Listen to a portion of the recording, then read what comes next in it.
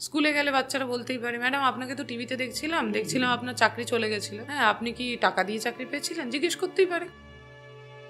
বেশ কিছু আইনজীবী তাদের একটা সুন্দর একটা ছাতা বিস্তার লাভ করেছে, যেখানে তারা এই জায়গাটা তৈরি করেছে কিভাবে তাদের ব্যবসাটা রমরমা চলতে পারে। আচ্ছা, মানে এর পেছনেও ব্যবসা? একদম। প্রচন্ড ভয়াবহ একটা জায়গা, একটা পরিস্থিতির সম্মুখীন হতে চলেছি আমরা। যদি এটা প্রমাণিত না হয় কে চোর আর কে সাধু, তাহলে বহু মানুষ হয়তো এই আত্মহননের পথ বেছে নেবে বলে আমি সংশয় প্রকাশ করছি। আপনাদের এই যে গুলিয়ে দেওয়ার জন্য কোন কোন সিস্টেম কাজ করেছে? যে 30 লক্ষ ফর্ম ফিল আপ করেছে, তাহলে আপনারা বলবেন কি করে তারা অযোগ্য হতে পারে? এরপর হয়তো এই জায়গাটাও আসছে যে আমরা তো ফর্ম ফিল আপ করেছিলাম, তাহলে পরীক্ষাটাই যখন ঠিকঠাক হয়নি, তাহলে কে বলে যে আমরা ফেল করেছি? তারাও বলবে। মাননীয় মুখ্যমন্ত্রী তো বলছেন উনি আপনাদের সাথে আছে, সেই জায়গাটা আপনারা কেন হতাশ হচ্ছেন? মাননীয় বারবার বলছেন আমরা 25,000-এর সঙ্গে আছি, তিনি কিন্তু একবারও বলছেন না যে যোগ্য যে কজন আছে সেই যোগ্যের সাথে আছি। কুণাল ঘোষ তো বলছিলেন যে উনি অনেকটা উদ্যোগ নিয়েছিলেন যাতে এই প্রবলেমটা যাতে না হয়। যারা অযোগ্য তারা টাকা দিয়ে চাকরি কিনেছে, আমরা যারা যোগ্য টাকা দিয়ে চাকরি বাঁচাচ্ছি। আমাদের পাশে কে আছে? কেউ নেই। আমরা আম জনতা, সাধারণ মানুষ বলি হচ্ছি। মানে আমরা এখন একদমই ভোটমুখী রাজনীতির শিকার। কখনো নিরাপত্তার অভাব বোধ করেন? সুপ্রিম কোর্ট থেকে যদি এই রায়টাই বহাল রাখা হয়, তাহলে কিন্তু চতুর্দিকে আগুন জ্বলবে।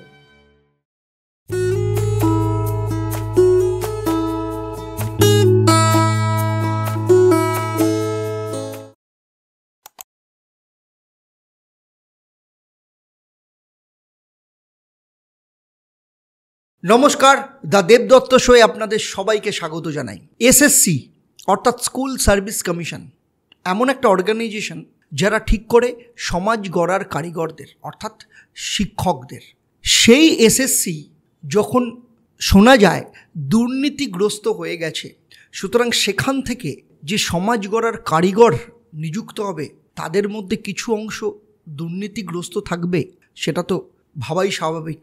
আমরা সম্প্রতিকালে বেশ কয়েক বছর ধরে বিভিন্ন গণমাধ্যমের মাধ্যম দিয়ে এসএসসির দুর্নীতি বা স্ক্যাম কিংবা এর সাথে বিভিন্ন ধরনের ঘটনা প্রবাহ নিয়ে আমরা শুনে আসছি, কিন্তু ওইটুকু বাদ দিয়ে আমাদের কাছে কিন্তু আর বিস্তারিতভাবে কোনো রকম তথ্য নেই। তাই আজকে দ্য দেবদত্ত শোয়ে এমন একজন মানুষকে এখানে আমি উপস্থিত করতে পেরেছি। এই যে 26,000 শিক্ষক যাদের চাকরি গেছেন, তাদের মধ্যে বলা হয় ন্যায্য এবং অন্যায্য দুটোই রয়েছে। সেই ন্যায্য যারা সত্যি চাকরি প্রাপক, তাদের মধ্যে ইনি যে চাকরিটা পেয়েছিলেন, সেই চাকরিটাও পেয়েছিলেন কিন্তু কোর্টের অর্ডারের মাধ্যমে। সিঙ্গল বেঞ্চে এনার চাকরির ক্ষেত্রে অর্ডার দিয়েছিলেন প্রথম x justice mister Abhijit Ganguly. তারপর সেই চাকরিকে পাকাপাকিভাবে শিলমোহর দেন জাস্টিস সৌমেন সেনের আন্ডারে ডিভিশন বেঞ্চ, কিন্তু তিনিও এই কালের গড়ালে আজ চাকরি হারা। তাই আজকে দ্য দেবদত্ত শোয়ে আমাদের মূল উদ্দেশ্য হচ্ছে সঠিক তথ্য মানুষের সামনে, আপনাদের সামনে তুলে ধরা, যে এর পেছনে কতটা স্ক্যাম রয়েছে বা দুর্নীতি রয়েছে, নাকি এর পেছনে ষড়যন্ত্র কাজ করছে, নাকি অন্য কোনো কিছু কাজ করছে যার জন্য আজকে যোগ্য এবং অযোগ্য দুজনেই একই জায়গায় বসে রয়েছে, অর্থাৎ মুড়ি মিছরি একদর হয়ে গেছে। কেন আজকে যোগ্যরা বঞ্চিত হলেন? কেন আজকে একই অর্ডারের মাধ্যমে তাদের সবাইকে চাকরি হারা হতে হলো যারা সত্যি ন্যায্য? তাই আজকে সেই ব্যক্তিত্বকে উপস্থিত করতে পেরেছি যিনি এই সমস্যার ভুক্তভোগী। তার কাছ থেকেই শুনে নেব প্রথম থেকে পুরো ঘটনাটা। সুতরাং চলুন আর দেরি না করে আলাপ করিয়ে দিই মিসেস প্রিয়াঙ্কা শ ম্যাডামের সাথে, এবং পুরো বাকি কথাটা আমরা তার কাছ থেকেই শুনব। নমস্কার। নমস্কার, আমি প্রিয়াঙ্কা শ। আমি বাঘাযতীন বালিকা বিদ্যালয়ে ইংরেজির শিক্ষিকা। আমি 2016 সালের প্যানেলের অন্তর্ভুক্ত হই এবং তারপর শিক্ষকতার চাকরিতে যোগ দিই। বর্তমানে আমি এখন চাকরিহারা। আমার এখন যদি প্রধান পরিচয় বলেন, তাহলে চাকরিহারাদের দলে নাম মিশে গেছে আমার। যোগ্য এবং অযোগ্যদের তালিকায় আমি বোধহয় সাধারণ মানুষের কাছে মিলেমিশে নামটা একাকার হয়ে গেছে। সে জায়গায় একটু প্রথমেই নিজের পরিচয় বলে দিই যে না, আমি টাকা দিয়ে কারোর চাকরিটা কিনে নিইনি। কারোর স্বপ্ন কোনোদিন কেনার চেষ্টা করিনি। যতটুকুর আমি যোগ্য দাবিদার, আমি ততটুকুই আশা করেছি এবং তার জন্য যথার্থ পরিশ্রম করেছি। নিজের যতটুকু মেধা, সেই মেধার বিনিময়ে আমি 2016 সালের স্কুল সার্ভিস কমিশন যে পরীক্ষাটা নিয়েছিল সেই পরীক্ষায় উত্তীর্ণ হয়েছিলাম, প্যানেল অন্তর্ভুক্ত হই। কিন্তু দেখা যায় যে আমি ওয়েটিং লিস্টে থেকে যাই, ডাক পাই না। তারপর পরবর্তী সময়ে আমি দেখলাম যে হয়তো আমার মার্কসটা ততটা, তাদের যে কাট অফ এসছে সেখানে আমারটা আসেনি, আমি চাকরিটা পাইনি। কিন্তু পরবর্তী সময় যখন কোর্টের অর্ডারে প্যানেল প্রকাশ হয়, তখন দেখা যায় আমার থেকে কম মার্কস পাওয়া একটি ছেলে চাকরি করছে, আচ্ছা, কিন্তু আমি চাকরিটি পাইনি। তখনই আমি আমার অধিকার বোধের জায়গা থেকে আমি অনুভব করি যে আমার কোর্টের দ্বারস্থ হওয়া প্রয়োজন। তার আগে আমি রাস্তার আন্দোলনে ছিলাম, কারণ অনেক দিন আগে থেকে আমরা বুঝতে পারছিলাম যে কিছু একটা দুর্নীতি হয়েছে, something is fishy, and therefore we have not got the proper opportunity that we should get. Okay. সেই জায়গা থেকে আমি রাস্তার আন্দোলনে যোগ দিয়েছিলাম এবং বিভিন্ন সরকারি দপ্তরগুলোতে আমাদের নথিপত্র নিয়ে গিয়ে যে আমরা এইভাবে বঞ্চিত, আমাদের চাকরিটা পাওয়া উচিত, আপনারা দেখুন, কিন্তু আমরা কোনো মান্যতা পাইনি। সাধারণ মানুষ যদি গিয়ে বলে কে আর পাত্তা দেয়? সে জায়গা থেকে দেখলাম যে না, এইভাবে তো নিজের যোগ্য অধিকার বুঝে নেওয়া যাবে না। তো আমি তখন কোর্টের দ্বারস্থ হই। আচ্ছা, মাননীয় প্রাক্তন বিচারপতি অভিজিৎ গঙ্গোপাধ্যায়, তার বেঞ্চ থেকে আমি চাকরির অর্ডারটি পাই। আমি চাকরি পাওয়ার পর তারপর সেখানেই কমিশন থেমে থাকেনি, তাদের আবার মনে হয় তারা সেটা আমার চাকরিকে চ্যালেঞ্জ করে ডিভিশন বেঞ্চে যায় এবং ডিভিশন বেঞ্চে মাননীয় বিচারপতি সৌমেন সেনের বেঞ্চ থেকে আমার চাকরি বহাল থাকে, আমি চাকরি করি। ইতিমধ্যে যে ঘটনাটা ঘটলো মাননীয় বিচারপতি বসাকের বেঞ্চ থেকে, আমরা সবাই চাকরিহারা হলাম, যোগ্য অযোগ্য সবাই একসাথে তলানিতে চলে গেলাম, মানে সব একসাথে মুড়ি মিষ্টি এক হয়ে গেল। এবার এই জায়গায় বলি যে আমরা এটা হলাম কেন, বেশ কতগুলো কারণ আছে তার পিছনে। প্রথম হচ্ছে দায়ী সরকার। একদম এক কথায় যদি বলা যায় কেউ দায়ী, সেটা প্রথম দায়ী সরকার। আবারও বলছি, বর্তমান সরকার। কারণ তার প্রধান দায়িত্ব ছিল তার অধীনস্থ যে সমস্ত বিভাগগুলো, তার ওপর একটা প্রপার গভর্নেন্স রাখার, সে জায়গাটা তারা পারেনি, ব্যর্থ। তারপর আসি এসএসসি, স্কুল সার্ভিস কমিশন, যারা পরীক্ষাটা সংগঠিত করেছিলেন, তাদের বেশিরভাগ আমলা দুর্নীতির সাথে জড়িয়ে পড়লেন। তারা কি করলেন, অত্যন্ত মূল্যবান চাকরিগুলো, আমাদের স্বপ্নগুলো অতি সস্তায় খোলামকুচির মতো নিলাম করে দিলেন। যাদের পকেটে পয়সা ছিল তারা চাকরি কিনে নিল, যাদের পয়সা নেই, যারা আমরা নিম্ন মধ্যবিত্ত বাড়ির ছেলেমেয়েরা, যাদের শুধু মেধাটুকু আছে, তারা রাস্তায় বসে রইলাম। এই জায়গা থেকে আমরা বারবার জানাচ্ছিলাম এবং আমার মতো বহু মানুষ মামলা করেছে। সেই মামলাটা চলছিল দীর্ঘদিন মাননীয় বিচারপতি বসাকের বেঞ্চে। সেখানে বিচারপতি বারবার জিজ্ঞেস করেছেন, বারবার এফিডেভিট জমা দিতে বলেছেন যে কারা অযোগ্য এবং কারা যোগ্য, এই যে ডিফারেন্সিয়েটটা এটা আপনারা করে দিন, এই সেগ্রিগেশনটা প্রয়োজন। কিন্তু এসএসসি কোনোভাবেই এটা বলতে পারেনি কারা অযোগ্য বা কারা যোগ্য। সেটা আমরা, তারা এখনো বলছে যে অযোগ্য আমরা বলতে পারবো না, বিতর্কিত। কেন বিতর্কিত সেটা প্রমাণ সাপেক্ষ। এখানে আমার একটা প্রশ্ন, আপনার কথা শুনে আমার যেটা মনে হলো, আপনি প্রথমেই বলছেন সরকার দায়ী, কিন্তু আমার এখানে প্রশ্ন হচ্ছে এসএসসি যেটা বলা হয় একটা স্বশাসিত গভর্নিং বডি, সেটা সে নিজেকে কন্ট্রোল করে, তার কবে কি করবে, কার নোটিফিকেশান কি হবে, সমস্তটাই সে নিজেই করে। সেখানে সরকারকে আপনি এখানে মানে সরকারের হস্তক্ষেপ তো থাকছে না, এটা তো আলাদা বডি। এখানে সরকারকে আপনি কিভাবে দেখুন, এসএসসি কমিশনটা কিন্তু পশ্চিমবঙ্গের বাইরে নয়। আমাদের পশ্চিমবঙ্গের মাথায় যিনি বসে আছেন, ওয়েস্ট বেঙ্গল এক্সিকিউটিভের যে প্রধান, তিনি হচ্ছে আমাদের মাননীয় মুখ্যমন্ত্রী এবং তার অধীনস্থ শিক্ষামন্ত্রী এসএসসির টোটাল কন্ট্রোলটা তার হাতে। আমরা বহুবার তার দ্বারস্থ হয়েছি। কালিন্দিতে তার সাথে দেখা করতে গিয়ে, তিনি জনপ্রতিনিধি, আমরা জনগণ, সাধারণ পশ্চিমবঙ্গের সোচ্চার নাগরিক যারা নিজেরা বুঝতে পেরেছিলাম আমরা বঞ্চিত, সেই জনপ্রতিনিধির সাথে আমরা দেখা করতে গেছি বারংবার। সেখানে আমাদের পুলিশ লেলিয়ে দিয়ে প্রিজন ভ্যানে করে সেন্ট্রাল লক আপ করা হয়েছিল।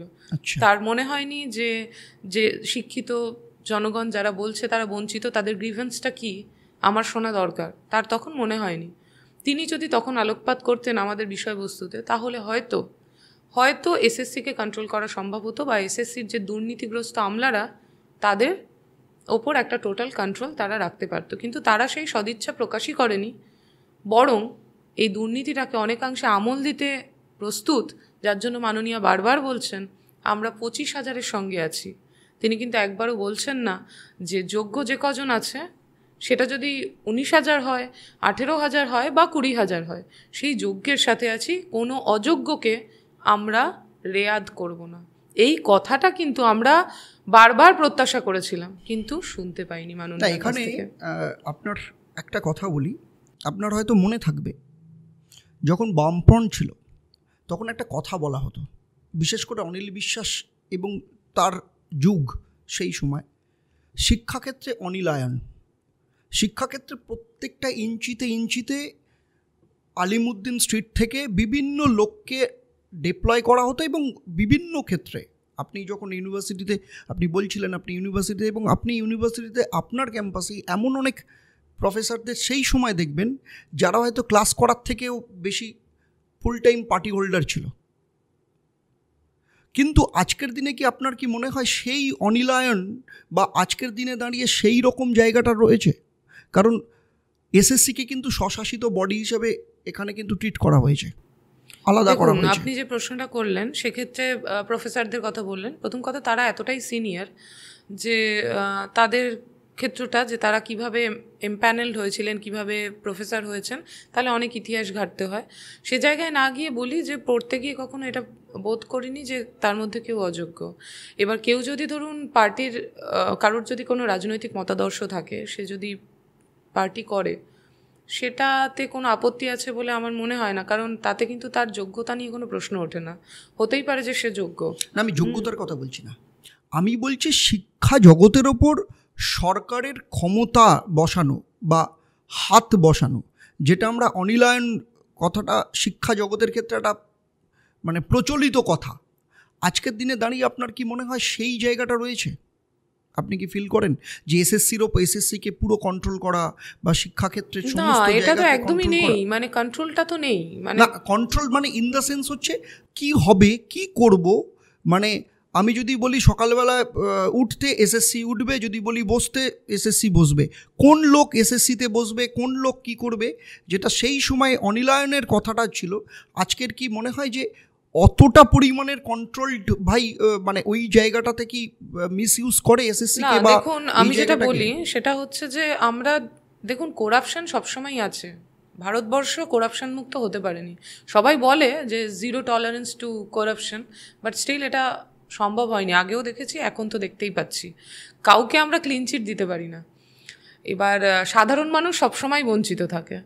হ্যাঁ, কিন্তু আজকে যে জায়গাটা, আজকে যে লেভেলে দুর্নীতি, সত্যি এই রকম পরিস্থিতির সম্মুখীন আমরা এর আগে হইনি। বা আমরা যে শিক্ষক শিক্ষিকার থেকে পড়াশোনা করেছি, তারা যে পড়াতে পারে না, বা স্কুলে এসে বা বিদ্যালয়ে, ইউনিভার্সিটি কলেজে তাদের যোগ্যতা নিয়ে প্রশ্ন উঠছে, বা আমাদের পড়তে মনে হচ্ছে যে স্যার তো নিজেই কিছু জানেন না, কি পড়াবেন, এই জায়গাটা কখনো ফিল করিনি। এখন বহু ক্ষেত্রে দেখবেন এই অভিযোগগুলো আসে, মাস্টারমশাই স্কুলেই আসেন না, মাস্টারমশাই যেটা পড়াচ্ছেন সেটা ভুল, ছাত্ররাই বলছে, মাস্টারমশাই যেগুলো উচ্চারণ করছে সেগুলো তো ঠিক না, আমরা তো ঠিকঠাক উচ্চারণ করছি, মাস্টারমশাই বলছেন ভুল, যদি বলতে না ওনার মতো না বলছি তাহলে আমাদেরকে মারছে। অহরহ আমরা এই অভিযোগগুলো পাচ্ছি। এগুলো এতটা ছিল না, এটা নিঃসন্দেহে বলা যায়। ছিল না বলছি না, এতটা ছিল না, কম্পারেটিভলি কম বলা যেতে পারে। এবার আপনি যেটা বললেন কন্ট্রোল, যে এসএসসিকে উঠতে বসলে উঠবে, বসতে বললে বসবে, এটা তো হওয়ার কথা না। এসএসসি তো অটোনমাস বডি, এসএসসি নিজস্ব মতাদর্শে কাজ করবে, নিজস্ব একটা কাজের ধারা থাকবে, তার জন্যই সেটা স্বশাসিত একটা সংস্থা। কিন্তু তারা যদি ধরুন তাদের দায়িত্ব পালন না করে, তারা যদি কোনোভাবে দেখা যায় যে দুর্নীতিগ্রস্ত হয়ে পড়ছে, হ্যাঁ, দুর্নীতি এমন একটা জিনিস, মানে ধরুন এই প্রলোভন, এই মেটেরিয়ালিস্টিক ওয়ার্ল্ডে মানে সবই তো ক্যাপিটালিজমের দিকে ঝুঁকছে। এবার সে জায়গায় নিজেকে এই প্রলোভন থেকে সরিয়ে রাখা আমরা দেখতে পাচ্ছি বহু মানুষের ক্ষেত্রেই অত্যন্ত দুঃসাধ্য হয়ে যাচ্ছে। যদি সেক্ষেত্রে কিছু আমলাভিত্তিক মানুষ, মানে আমলাভিত্তিক দুর্নীতি হয়, একটা বৃত্ত কাজ করে সেক্ষেত্রে, তাহলে সেখানে খুব প্রয়োজন হয়ে পড়ে আমাদের গভর্নমেন্টের একটা প্রপার গভর্নেন্স। সেই জায়গায় আপনি যদি বলেন উঠতে বসা সেটা কিন্তু নয়। ব্যাপার হচ্ছে যে আমার রাজ্যে এটা হবে কেন, আমার দায়ভার বর্তেছে সে জায়গায়। সাধারণ মানুষ আমাকে বিশ্বাস করে তাদের মূল্যবান ভোটদান করেছে এবং তারা নিশ্চিন্তের ঘুমাবে বলে, তারা তাদের যোগ্য মেধার সম্মান পাবে বলে, তারা মানে রাত্রিবেলা এটা বোধ করবে না যে আমি যে ঘরে আছি আমাকে ঘর থেকে বার করে দিয়ে কেউ বলবে যে আজকে থেকে এখানে তুমি আর থাকতে পারবে না। এই যে নিরাপত্তার অভাবে ভোগা, এই জায়গাগুলো হবে না। তার জন্য প্রয়োজন গভর্নমেন্টের একটা গভর্নেন্স, প্রপার গভর্নেন্স। সেটা ভীষণভাবেই আমরা পশ্চিমবঙ্গে অভাব বোধ করছি, এটা বলতে সংশয় নেই। এরপরেও বিভিন্ন রাজনৈতিক ব্যাপার থেকে যায় যেগুলো একেবারে কিছুটা না বললেই নয়। দেখুন, আমরা আজকে বঞ্চিত হলাম দুর্নীতির কারণে। প্রথম এবং প্রধান কথা দুর্নীতির কারণে, এরপরেও কিছু কথা থাকে। সেখানে এই যে দুর্নীতির ক্ষেত্রে জাস্ট আপনাকে একটু ইন্টারাপ্ট করে একটা কথা আমার মনে পড়লো, নাহলে আমি ভুলে যাব। সেটা হচ্ছে গভর্নমেন্ট আপনার সাথে আছে, সেটা কিন্তু প্রথম দিন থেকে কিন্তু গভর্নমেন্ট আপনাকে বলছে, প্রত্যেকে প্রত্যেকে বলছে যারা আছে।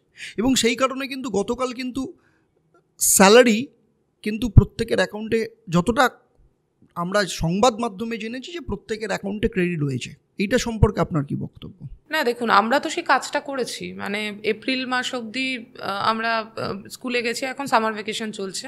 যে পরিশ্রমটা করেছি সে পারিশ্রমিক তো আমরা দাবি করি, সেটার আমরা যোগ্য দাবিদার, সেটা পেয়েছি এবং মাননীয় সে জায়গাটা বুঝেছেন। সেটা অবশ্যই একটা ভালো দিক, না হলে বহু পরিবার ভেসে যাবে। এটা অস্বীকার করার কোনো জায়গা নেই। কিন্তু এরপরে যে রাজনীতিটা একটা চলছে, সেটা হচ্ছে বেশ কিছু মানুষ, বেশ কিছু আইনজীবী তাদের একটা সুন্দর একটা ছাতা বিস্তার লাভ করেছে, যেখানে তারা এই জায়গাটা তৈরি করেছে কিভাবে তাদের ব্যবসাটা রমরমা চলতে পারে। আচ্ছা, মানে এর পেছনেও ব্যবসা একদম। মানে ধরুন, এখন আপনারা বিভিন্ন ক্ষেত্রে দেখতে পাবেন একটা কথা বলা হচ্ছে যে 30 লক্ষও তো যোগ্য। যে 30 লক্ষ ফর্ম ফিল আপ করেছে, তাহলে আপনারা বলবেন কি করে তারা অযোগ্য? সেই 30 লক্ষের হয়তো মাথা ব্যথা নেই, যে তারা কবে কোন সালে কোন ফর্ম ফিল আপ করেছিল তারা ভুলে গেছে। অনেকে হয়তো তাদের মানে জীবন প্রণালী হয়তো অন্যদিকে আবহমান, কিন্তু তাদের মাথা ব্যথার কারণ মানে যারা ফর্ম ফিল আপ করেছে। এক্স্যাক্টলি আপনি একদম ঠিক ধরেছেন। যারা ফর্ম ফিল আপ করেছে, মানে পরীক্ষাও দেয়নি, হয়তো পরীক্ষা দেয়নি বা পরীক্ষা দিয়েছে, ফর্ম ফিল আপ করেছিল। আচ্ছা, মানে টোটাল 30 লক্ষ। সেই কারণ আমি দেখছিলাম ময়দানে যেখানে ধর্না চলছে, সেখানে একটা নতুন জায়গা হয়েছে, যেটা আমি জিজ্ঞেস করলাম যে এইটা কিসের জন্য, বলে যেটা ফ্রেশার্স ক্যান্ডিডেট। আচ্ছা, তাদের একটা জায়গা তৈরি হয়েছে ধর্নার ক্ষেত্রে। আচ্ছা, মানে তারা পরীক্ষা দিয়েছিল, তারা ধরুন চান্স পায়নি, তারা লিস্টেড হয়নি, না এমপ্যানেল না ওয়েট লিস্টেড, সেরকম ক্যান্ডিডেটও হতে পারে। এরপর হয়তো এই জায়গাটাও আসছে যে আমরা তো ফর্ম ফিল আপ করেছিলাম, তাহলে পরীক্ষাটাই যখন ঠিকঠাক হয়নি, তাহলে কে বলে যে আমরা ফেল করেছি? তারাও বলবে। এবার গুলিয়ে দেওয়ার ব্যাপার, একদম মানে জলটাকে সম্পূর্ণ ঘোলা করে দেওয়ার একটা প্রবল প্রচেষ্টা। এই জায়গাটা মারাত্মক। মানে কেউ ঘোলা মানে মাছ ধরার প্রবণতা, যেরকম পাচ্ছে একদম। মানে ধরুন আমরা না একদম ভোটমুখী রাজনীতির শিকার। মানে এটা বলতে খুব, মানে আমাদের ক্ষেত্রে প্রচণ্ড দুর্ভাগ্যজনক যে আমরা এটা শিকার হয়েছি, কিন্তু বহু মানুষ এটা হয়তো বুঝেই উঠছে না। তারা হয়তো ভাবছে, যে অনেকেই ভাবছে, সাধারণ মানুষ ভাবছে ঠিকই তো, দুর্নীতিমুক্ত সমাজ হওয়া প্রয়োজন, তার ক্ষেত্রে যা যা ইনিশিয়েটিভ নেওয়া প্রয়োজন। কিন্তু দেখুন, আমরা যারা পরীক্ষা দিয়ে পাস করলাম, যারা পাস করলো না, তারা আবার করে একটা সুযোগ পাবে, তাদের সাথে আমাদেরকে কম্পিট করতে হবে। তাহলে আমরা যারা যোগ্যতা প্রমাণ করলাম, এগিয়ে এলাম, তাদেরকে ডিপ্রাইভ করা, কারণ অন্য যারা অযোগ্য তারাও তো অযোগ্য বলে প্রমাণিত হয়েছিল, তাদেরকে আবার সুযোগ দেওয়া হলো। সে জায়গায় তারা তো আমাদের সাথে সমকক্ষ হতে পারেনি, তাহলে তাদের সাথে আমরা আবার কম্পিট করব কেন? প্রথম কথা। এবার দ্বিতীয় কথা হচ্ছে, ধরুন বলা হচ্ছে ওএমআর শিট নেই, মূল্যায়ন হবে কি করে? কিন্তু সে জায়গায় সিবিআই যে রিপোর্টটা দিয়েছে, এসএসসি সার্ভারের সাথে যার নাম্বার ধরুন ওএমআর শিটে গন্ডগোল আছে, সাথে সাথে সে কিন্তু সিবিআই রিপোর্টে ধরা পড়ে গেছে। এক্ষেত্রে একটা ছোট্ট উদাহরণ দিয়ে বলি, আমার কিছু সহকর্মী তারা কোর্ট মামলা করে চাকরি পেয়েছে, সেখানে তাদের 1 মার্ক করে বাড়ায়, তারা 65 জন মতো রিক্রুট হয় তারা। তো তারা লিস্টে চলে আসে। এবার ওএমআরে তাদের যে মার্কস, তাদের থেকে যখন কোর্ট কেস হয়ে 1 নাম্বার করে বাড়লো, তখন তাদের নাম্বারটা অন্য হয়ে গেল, তাদের ওএমআর এর সাথে নাম্বার ডিফার করে গেল, তারা কিন্তু মানে খুব স্বাভাবিকভাবে সিবিআই এর লিস্টে চলে এসছে, যেহেতু 1 মার্ক গন্ডগোল আছে তাদের। আচ্ছা, তারা সাথে সাথে গিয়ে এসএসসি তে জানায় যে আমরা তো কোর্ট অর্ডারে আমাদের 1 মার্ক বেড়েছে, আমরা তো কোনোভাবে দুর্নীতি করিনি, আমাদের ওএমআর ম্যানিপুলেশন নেই, তাহলে এটা কি হলো? তখন এসএসসি সাথে সাথে তাদের নামটা বাদ দেয় এবং বলা হয় যে এই কারণে তাদের ওএমআর এর সাথে এসএসসি সার্ভারের নাম্বার ডিফার করছে। এটা কতজন টোটাল? 65 জনের মতো। আচ্ছা, এই ঘটনাটা ঘটে। মানে এরাও জেনুইন? এরা অবশ্যই এরা কোর্ট অর্ডারেই চাকরি পেয়েছে, নাম্বারটাও কোর্ট অর্ডারে। হ্যাঁ, তারা কাউন্সিলিং করতে বলে কোর্ট, কমিশন বলে যে হ্যাঁ এরা মার্কসে এসে গেছে, এমপ্যানেল হওয়ার যে মার্কসটা, কাট অফটা সেটা এসে গেছে, আমরা এদের কাউন্সিলিং করিয়ে মানে এদেরকে রিক্রুট করতে আমাদের কোনো অসুবিধা নেই, এটা কোর্টের অর্ডারেই হয়। তো তাদের নামটাও কিন্তু সিবিআই লিস্টে চলে আসে। তাহলে যদি সামান্য গন্ডগোলও ধরা পড়েছে, তার মানে যে ডেটাটা সিবিআই উদ্ধার করেছে তাতে এসএসসিও কিন্তু প্রশ্ন করেনি, বা আমরাও প্রশ্ন করার মতো জায়গায় নেই। তাহলে এবার বারবার এটা প্রেশার দেওয়া হচ্ছে যে এসএসসি বলুক যে কারা যোগ্য কারা অযোগ্য। তাহলে যে এসএসসি এই জায়গাটা মান্যতা দিচ্ছে যে সিবিআই ওএমআরটা উদ্ধার করেছে সেটার সাথে আমাদের সার্ভারের যে সেটা অরিজিনাল, তাতে আমাদের মানে তার সাথে তাতে কিন্তু মান্যতা দিয়েছে যে ওএমআরটা উদ্ধার হয়েছে, যে ডেটা উদ্ধার হয়েছে সেটা ফলস নয়। এসএসসির এই কথাটাতে মান্যতা দেওয়া হচ্ছে না। তাহলে এসএসসি যদি কালকে গিয়ে যোগ্য অযোগ্যকে আলাদা সেগ্রিগেট যদি মানে লিস্টটা সেগ্রিগেট করে দেয়, সেক্ষেত্রে কি করে মান্যতা দেওয়া হবে? সেখানেও তো তাহলে প্রশ্ন তোলা হবে, এসএসসি নিশ্চয়ই কিছু না কিছু জলটা ঘোলা করার চেষ্টা করছে। তাহলে এক জায়গায় একরকম কথা, আরেক জায়গায় আরেক রকম, এগুলো আইনের জটিলতা। একটা সামান্য জিনিস যে যদি একজন কাউকে যদি, যেমন ধরুন আমি যতটুকু আপনার কথা শুনে যেটা বুঝলাম, যে সিবিআইকে যদি মানে বলা হয় যে তুমি ডিফাইন করো কে যোগ্য কে অযোগ্য, তোমার কাছে সেই ডকুমেন্ট আছে, তাহলে কোথাও না কোথাও প্রবলেমটা হয়তো মিটে যায়। একদমই তাই। কিন্তু এসএসসিকে দিয়ে বলানোর চেষ্টা হচ্ছে, কারণ এসএসসিরও কিছু বাইন্ডিংস রয়েছে সেখানে, যারা আমলা রয়েছে তারাও অনেকে সেখানে করাপশনের মধ্যে রয়েছে, ফলে তারাও কোথাও কারোর কাছ থেকে পয়সা খেয়েছে, তারাও বাউন্ড। এবং সেইখানটায় না, এই কারণে এসএসসি কে বলাতে হচ্ছে এসএসসি তো পুরো দুর্নীতিতে ছেয়ে গেছে। এক্স্যাক্টলি। হ্যাঁ, মানে কজন আমলা ওখানে যে মানে দুর্নীতিগ্রস্ত নয়, এখন এটাই আমাদের সংশয় হয়। সত্যি কথা বলতে কি, আমরা প্রচণ্ডভাবে বঞ্চিত, তো আমরা বিশ্বাস করতে এখন খুব ভয় পাই। হ্যাঁ, আমাদের যদি আবারও পরীক্ষা নেওয়া হয়, সেটাও যে সুষ্ঠু প্রক্রিয়ায় হবে কি করে বলবো? আমাদের পরবর্তী জেনারেশন যারা আসছে তারাও যে সঠিকভাবে নিয়োগ পাবে সেটাই বা কে বলবে? দুর্নীতিতে ছেয়ে গেছে। কিন্তু এরপরও একটা বিষয়, এসএসসি হচ্ছে কনসার্নড অথরিটি এটা বলার, কারণ পরীক্ষাটা তারা নিয়েছিলেন, তারা কনসার্নড অথরিটি এটা বলার, ডিক্লেয়ার করার যে কারা যোগ্য কারা অযোগ্য। এক্ষেত্রে এসএসসির দায়ভার বর্তায়। কিন্তু এবার বলুন, যে চুরি করেছে সে কি দাঁড়িয়ে বলবে হ্যাঁ আমি চোর? এটাই আমি বলতে চাইছি। এবার সেখানে তো সিবিআই আছে, একটা সিবিআই যদি বলে দেয় তাহলে আপনাদের প্রবলেম সলভ। সিবিআই তো বলেছে, সিবিআই রিপোর্ট দিয়েছে, মানে তার মান্যতা যদি ধরে নেওয়া হয় তাহলে আপনাদের প্রবলেম সলভ।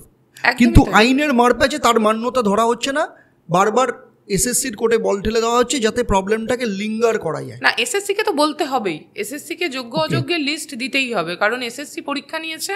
দেখুন, কোর্ট কাউকে রিক্রুট করতে পারে না, কোর্ট কাউকে টার্মিনেটও করতে পারে না। হ্যাঁ, আমার আইন সম্পর্কে জ্ঞান খুব সীমিত, তবুও সে যায় যতটুকু জেনেছি সে জায়গাটাকে বলছি যে কোর্ট অর্ডার দিতে পারে এসএসসিকে যে একে কি তুমি যোগ্য বলে মনে করছো? এসএসসি যদি বলে হ্যাঁ যোগ্য, তাহলে একে কি নিয়োগ দেওয়া যায়? এসএসসি সেক্ষেত্রে বলবে হ্যাঁ আমরা নিয়োগ দিতে প্রস্তুত, তাহলে নিয়োগ পাবে সে। আর এসএসসিকেই বলতে হবে, কোর্ট এটা জিজ্ঞেস করতে পারে যে একে কি তুমি অযোগ্য বলে মনে করছো? যদি এসএসসি বলে যে হ্যাঁ অযোগ্য, তাহলে একে টার্মিনেট করা হোক। সেক্ষেত্রে কোর্ট অর্ডার দেবে, কিন্তু এসএসসিকে মূল্যায়নটা করে দিতে হবে যে হ্যাঁ এ যোগ্য বা এ অযোগ্য। সেটা সিবিআই রিপোর্ট দিয়েছে, সেই রিপোর্টের ওপর কোর্ট কিন্তু ডিরেকশন দিতে পারে এসএসসিকে যে কারা যোগ্য কারা অযোগ্য, তাহলে তোমরা বলে দাও। যাদেরকে সিবিআই বলছে অযোগ্য, তোমরা কি মান্যতা দিচ্ছ অযোগ্য? প্রবলেমটা এখানেই।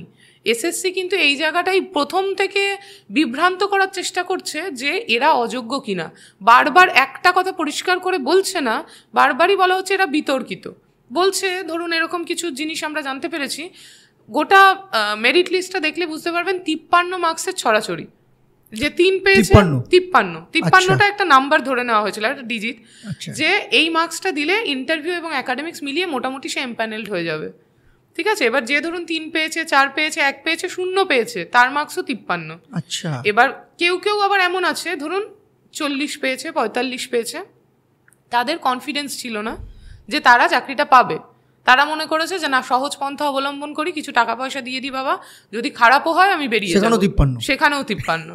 এবার সে ক্লেম করছে যে আমি তো, এবার দেখা যাচ্ছে 45 যদি তার মার্কস হয় তাহলে সে এমপ্যানেলডে এসে যাচ্ছে, কিন্তু তার সে সময় কনফিডেন্সটা ছিল না, সে কিন্তু ম্যাল প্র্যাকটিসে সামিল হয়েছে। তাহলে তার কিন্তু কোনো রাইট জন্মায় না যে সে তার দাবিটা করতে পারে। কিন্তু এই ক্ষেত্রেই প্রবলেম যে এসএসসি এখানে অযোগ্যদের তালিকাটা আলাদা করছে না, তাদেরকে বিতর্কিত বলে চালানোর চেষ্টা করছে, যোগ্যদের সাথে মিলিয়ে দেওয়ার চেষ্টা করছে যে না, আমরা গোটা 25,000কেই যোগ্য বলে মনে করছি, আমরা সবার সাথে আছি। কিন্তু এটা বললে তো কোর্টের কাছে ডেঞ্জারাস ব্যাপার, কোর্ট তো এটা কখনোই মান্যতা দেবে না। তার জন্য কিন্তু আজকে আমরা সবাই চাকরিহারা, যে তাহলে যখন আলাদা করাই যাচ্ছে না, মুড়ি মিছরি মিশে গেছে, তাহলে গোটা প্যানেল বাদ। তাহলে এখানে আপনি এক্ষুনি বললেন যে আপনি যতটা আইনি যেটা বললেন যে কোর্ট কাউকে চাকরি দিতেও পারে না, কাউকে রিক্রুট মানে চাকরি কারোর মানে কাউকে বরখাস্তও করতে পারে না, কাউকে রিক্রুট করতে পারে না। কিন্তু তাহলে এই যে অর্ডারটা দিল 26,000, প্রায় 26,000 লোকের যে চাকরির যে প্যানেলটাকে বাদ, সেটা কি কোর্ট করতে পারে? না, কোর্ট তো অবশ্যই করতে পারে বলেই করেছে, মানে সেটা তো বিচারপতিরা বসে আছেন, তারা অনেক আইন, তারা বিশাল বিশাল আইন বিশেষজ্ঞ, তারা জেনেই করেছে, করা যায় কিনা করতে পারে। কিন্তু এক্ষেত্রে এসএসসিকে বারংবার জিজ্ঞেস করে, এবার কেন করেছে তার কারণ আছে, যে বারবার এসএসসিকে জিজ্ঞেস করা হয়েছিল যে তোমরা তোমাদের স্ট্যান্ড পয়েন্টটা জানাও, তারা ক্লিয়ার করেনি, তারা ব্যাপারটাকে আরও কমপ্লিকেট করার চেষ্টা করেছে, যার জন্য কোর্ট মনে করেছে যে না, আমি তো সঠিক বিচার দিতে পারছি না, কোর্টকে বিভ্রান্ত করার চেষ্টা করেছে, আলাদা করা যাচ্ছে না। তাহলে কোর্ট কখনোই বলতে পারে না ঠিক আছে অযোগ্যরাও থাক, সে জায়গাটা ইম্পসিবল আইনের চোখে। তো তার জন্য কোর্ট মনে করেছে প্যানেলটাই অবৈধ, প্যানেলটাই বাদ হয়ে যাক। এবার সে জায়গায় ধরুন আমরা যারা যোগ্য, তাদের দায়িত্ব বর্তাচ্ছে এটা কোর্টের কাছে গিয়ে, সুপ্রিম কোর্টের কাছে গিয়ে প্রমাণ করার যে আমরা যোগ্য, আমরা তো কোর্ট অর্ডারে চাকরি পেয়েছি, বা যারা ধরুন নিজেদেরকে যোগ্য বলে মনে করছে, তাদের যথার্থ প্রমাণ তাদের হাতে আছে, তাদের ওপর দায়িত্ব বর্তাচ্ছে যে তারা কোর্টে গিয়ে প্রমাণ করবে যে তারা যোগ্য। এবার এখানে একটা কথা বলি, নিম্ন মধ্যবিত্ত আমরা, আমাদের কাছে সুপ্রিম কোর্টটা না অ্যাবসলিউটলি আনরিচেবল। সেখানে যে এক্সপেন্স, সেটা বেয়ার করা আমাদের কাছে মানে সাংঘাতিক একটা ব্যাপার। এবার এক্ষেত্রে এসএসসি যদি আমাদের পক্ষ নিয়ে একবার বলতো যে এরা যোগ্য, এদের নিয়ে তো কোনো অভিযোগ নেই, তাহলে এরা চাকরিতে বহাল থাকতে পারে। যোগ্যরা তারা বিতর্কিত বলছে, তাদের মামলাটা চলতে পারে, ঠিক আছে, কিন্তু আমরা যারা যোগ্য তাদেরকে যদি ক্লিন চিটটা দিয়ে দেয়, তাহলে কিন্তু আমরা চাকরিহারা এখনো হই না। যে জায়গায় রয়েছি সে জায়গা থেকে আমরা আবার আমাদের মানে অতীতের পরিস্থিতিতে ফিরতে পারি। এক্ষেত্রে এসএসসির মুখ্য ভূমিকা পালন করতে হবে, কিন্তু এসএসসির ইচ্ছে খুবই দেখছি নগণ্য, মানে যোগ্য প্রার্থীদের তাদের যোগ্য জায়গা ফিরিয়ে দিতে এসএসসির ভূমিকা অত্যন্ত নগণ্য, এবং ইচ্ছেও দেখতে পাচ্ছি একদম সীমিত। সে জায়গা থেকেই আমাদের সন্দেহটা জাগছে যে যারা বর্তমানে এখন ধরুন এসএসসিতে রয়েছে, যারা কর্তারা এসএসসি, তারা কি দুর্নীতিটাকে কোনোভাবে আমল দিতে চাইছে, বা তারা কি চাইছে যে ধরুন হয়তো তাদের ছেলেমেয়েরা নেই, তাদের ছেলেমেয়েরা হয়তো সরকারি চাকরির কথা ভাবে না, তারা হয়তো বিদেশে গিয়ে পড়াশোনা করছে, সেখানে চাকরি করছে, তারা হয়তো সাধারণ মানুষের এই যে বেদনাটা বা যে যোগ্যতাটা প্রমাণ করার জায়গা, তারাই একমাত্র মাপকাঠির নির্ধারণ করে দেওয়ার জায়গা, সেটা তাদের দায়িত্ববোধ থেকে তারা সরে যাচ্ছে। এখানে না আমি একটা জিনিস আমি নিজে ফিল করছি, এডুকেশনাল লাইফে টিচার মানে একটা সম্মানের জায়গা। আজকেই আমি এক জায়গায় গেছিলাম, তো একজন ভদ্রমহিলা দেখলাম সিঁড়ি দিয়ে নামছেন, আর আরেকজন ভদ্রমহিলা উঠছেন, তো দেখলাম উনি গিয়ে নমস্কার করলেন। তখন বুঝতে পারলাম যে এই ভদ্রমহিলা যখন পড়তেন তখন উনি টিচার ছিলেন, স্কুলের টিচার। তো টিচারদের আমরা এই রকমভাবেই আমরা দেখি জায়গাটাতে। আজকে টিচারদের কাছে স্টুডেন্টরাও সেই রকম একটা জায়গায়, কোথাও না কোথাও একটা ফ্রাস্ট্রেশন লাগে না? হ্যাঁ, লাগে তো। মানে ধরুন আজকে যদি চাকরিটা ফেরতও পাই, নিজের যোগ্য সম্মানটা ফেরত পাই, যোগ্য জায়গাটা ফেরত পাই, সম্মানটা ফেরত পাবো কি না ডাউট আছে। কারণ স্কুলে গেলে বাচ্চারা বলতেই পারে, ম্যাডাম আপনাকে তো টিভিতে দেখছিলাম আপনার চাকরি চলে গেছিল, হ্যাঁ আপনি কি টাকা দিয়ে চাকরি পেয়েছিলেন, জিজ্ঞেস করতেই পারে। মানে বাচ্চা তো, তাদের তো কৌতূহল থাকবে। আর কৌতূহল শুধু কেন, তাদের তো এটা রাইট জেনে নেওয়ার যে তারা যার কাছে পড়ছে সে আদৌ সেই জায়গাটা পাওয়ার যোগ্য কিনা, যে সম্মানটা তারা দেবে সেই সম্মানটার সে যোগ্য দাবিদার কিনা, এটা বিচার করার জায়গা বা এটাকে যাচাই করে নেওয়ার অধিকার তো আছে তাদের। সে জায়গা থেকে তারা যদি এখন শিক্ষককে প্রশ্ন করে যে ম্যাডাম আপনি কি টাকা দিয়েছিলেন, আপনার কি কোনো মামা কাকা জ্যাঠা ছিল, এবার সেক্ষেত্রে আপনার দায়িত্ব বর্তাবে যে তাদের যেই একটা ধোঁয়াশার মধ্যে তাদের চলে যাওয়া, সে জায়গা থেকে তাদেরকে বার করার, এবং পড়ানোর মাধ্যমে তারা নিশ্চয়ই বুঝতে পারবে যে হ্যাঁ ম্যাম ঠিকঠাক পড়াচ্ছে, ভালো পড়াচ্ছে। তার আগে আরেকটা জিনিস আমি জাস্ট আপনাকে জিজ্ঞেস করতে চাই, এই যে ধরুন আজকে কে যোগ্য অযোগ্য এর যে মারপ্যাচ আপনাদের যে চাকরি গেল, আপনারা যারা যোগ্য, কোথাও না কোথাও আপনারা মনে হয় না যে চারপাশে যে মানুষগুলো রয়েছে কোথাও না কোথাও একটু সন্দেহের চোখে দেখছে, আত্মীয় স্বজনদের মধ্যেও কেউ না কেউ হয়তো কিউরিওসিটি করছে যে এ সত্যি যোগ্য ছিল কিনা না অযোগ্য ছিল কিনা, এরকম কখনো ফেস করেছেন এই ইদানিংকালে মধ্যে? এটা খুব অদ্ভুত প্রশ্ন করলেন জানেন, মানে আজকাল প্রচুর ফোন পাচ্ছি, যে আত্মীয়রা সারা বছরে কখনো খোঁজ নেয় না, তারা ফোন করে প্রচুর সহানুভূতি দেখাচ্ছে, তারা শুভাকাঙ্ক্ষী হয়ে ফোন করছে যে চিন্তা করিস না সব ঠিক হয়ে যাবে, হ্যাঁ বুঝতে পারছি তোর তো চাকরি চলে গেছে, চিন্তা করিস না সব ঠিক হয়ে যাবে। সে জায়গা থেকে বুঝতেই পারছি তারা কেন ফোন করেছে, এটা তো সম্মুখীন হচ্ছি। আর ধরুন রাস্তাঘাটে বেরোলে হয়তো অনেক লোক তাকায়, এমনি দিনেও তাকায়, কিন্তু আজকে ধরুন তাকাচ্ছে, তখন মনে হচ্ছে যে আমাকে হয়তো দেখছে আমার চাকরিটা চলে গেছে বলে। হ্যাঁ, এই যে আমার চাকরিটা চলে গেছে, আমার নিজের মনের মধ্যেই হয়তো কোথাও একটা অত্যন্ত বেদনা কাজ করছে, যে জায়গা থেকে আমার মনে হচ্ছে মানুষ বোধহয় আমাকে দেখছে, মানুষ বোধহয় আমার দিকে একটা সন্দেহের দৃষ্টি দিচ্ছে, হয়তো দিচ্ছে না কিন্তু আমার মনে হচ্ছে। আবার সত্যিই হয়তো মানুষ ভাবছে এই দেখো এর তো চাকরি চলে গেল, আরে ওর তো চাকরি চলে গেছে, টাকা দিয়েছিল।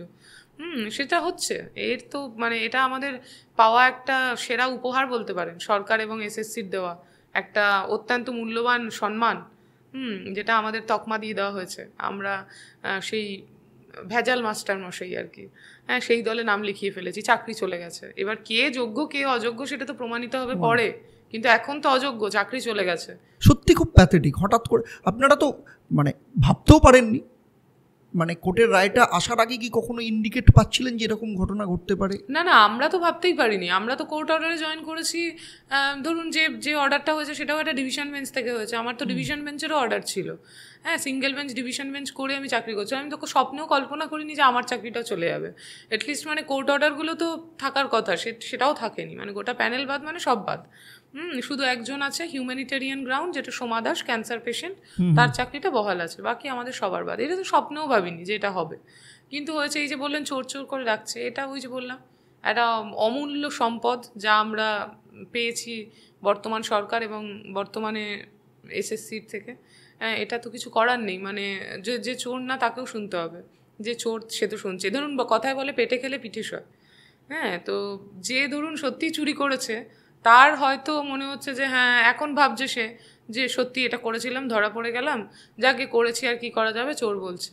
কিন্তু যে করেনি ধরুন, তার মনে হচ্ছে যে এর থেকে বোধহয় আত্মহননের পথটা বেছে নেওয়াই ভালো।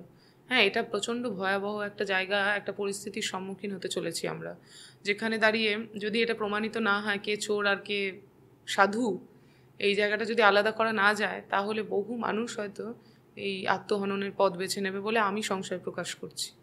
সাপোর্ট পাচ্ছেন মানে বিভিন্ন অর্গানাইজেশন বা বিভিন্ন পলিটিক্যাল নন পলিটিক্যাল বা যে কোনো ক্ষেত্রে কোথাও না কোথাও সাপোর্ট যে আমরা আছি, বা লিগ্যাল এড দেওয়ার ব্যাপারে আপনারা সুপ্রিম কোর্ট যাবেন, সেখানে প্রচুর খরচা, এই জায়গাটাতে কোথাও না কোথাও সাপোর্ট আসছে? সাপোর্ট বলতে বাড়ির লোকের সাপোর্ট ব্যতীত অন্য কারুরটা এখনও প্রত্যক্ষ করিনি, বুঝলেন। মানে কেউ সেভাবে বলেনি যে আমরা আছি, হয়তো বলেছিলেন, মিডিয়াতে শুনতে পেয়েছিলাম, কিন্তু শেষ অবধি সেই প্রতিশ্রুতিটা প্রতিফলন হচ্ছে দেখতে পাচ্ছি না এমনটা। হ্যাঁ, আমাদের নিজেদের লড়াইটা আমাদের নিজেদেরকেই করতে হচ্ছে। আমরা নিজেরাই একটা ফান্ড তৈরি করার চেষ্টা করছি, তাতে ঘটি বাটি বিক্রি হয়ে যেতে পারে, কারণ সুপ্রিম কোর্টের এমন বড় বড় সব ব্যাপার এবং বিশাল মাপের সব আইনজীবী, তাদের যা কনফারেন্স ফিজ সেটা দিতে গেলেই আমাদের 6 মাসের মাইনে চলে যায়। সেখানে তারা যদি দাঁড়ায় আমাদের হয়ে কোর্টে দাঁড়ায়, সওয়াল জবাব করে, হ্যাঁ মানে সেটা 25-30 লক্ষ টাকা সারা, মানে 2-4 বছর কাজ করে আমরা ওই মাইনে পাবো না। হ্যাঁ, তো সে জায়গা থেকে তো এখন কিছু করার নেই, ওই ফান্ড কালেক্ট করতে হচ্ছে। আমরা যারা কোর্ট অর্ডারে চাকরি পেয়েছিলাম হ্যাঁ, আমি এবং অনামিকা রায় বলে একটি মেয়ে আছে, আমরা একদম ইন্ডিভিজুয়াল মামলা করে চাকরি পেয়েছি। ববিতা সরকারের চাকরি গিয়ে যে মেয়েটি পেয়েছিল, ও আর আমরা দুজন আছি। তার সাথে যারা ওই বললাম 1 মার্ক করে বেড়ে চাকরি পেয়েছিল তারাও আছে, বেশ কিছু জন এরকম, মানে গোটা 50 মতো। আমরা কোর্ট অর্ডার তো খুব বেশি হয়নি, তারা আমরা এক জায়গায় হয়েছি, একটা ফান্ড কালেক্ট করে এগোনোর চেষ্টা করছি। প্রত্যেকেই সেরকমভাবেই করছে, যারা ইন সার্ভিস তারা একরকম, যারা বলছে যে আমরা আমাদের এই 7th কাউন্সিলিং অবধি আমরা ছিলাম তো আমরা যোগ্য, যে যার নিজের মতো গ্রিভেন্স তৈরি করে নিজের ফান্ড তৈরি করে এগোচ্ছে। বাকি অন্য কারুর অন্য জায়গা থেকে যে সাহায্যের হাত বাড়িয়ে দেওয়া, সেটা এখনো প্রত্যক্ষ করিনি। এই যে আপনারা যে লড়াইটা করছেন এই জায়গাটাতে, আপনার কি মনে হয় যে আপনাদের এই যে গুলিয়ে দেওয়ার জন্য কোন কোন সিস্টেম কাজ করেছে?